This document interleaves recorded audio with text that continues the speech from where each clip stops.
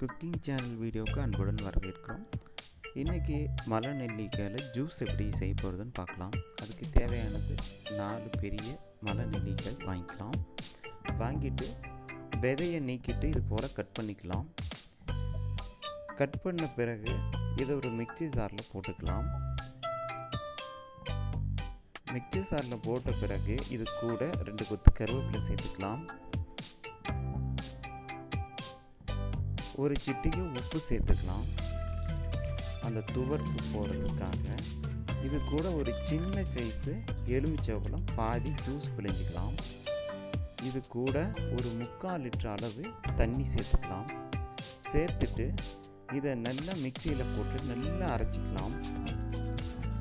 நல்லா அரைச்ச பிறகு இதை ஒரு வடி வச்சு வடிகட்டிக்கலாம். வடிகட்டி நல்லா வடிகட்டின பிறகு நமக்கு நெல்லிக்காய் ஜூஸ் தயாராகிடுச்சு. இதை இனி பரிமாற வேண்டியது தான். நெல்லிக்காய் ஜூஸ் ரெடி. நீங்களும் இதே போல் செய்து பாருங்கள். சப்ஸ்கிரைப் பண்ணுங்கள். தேங்க்யூ.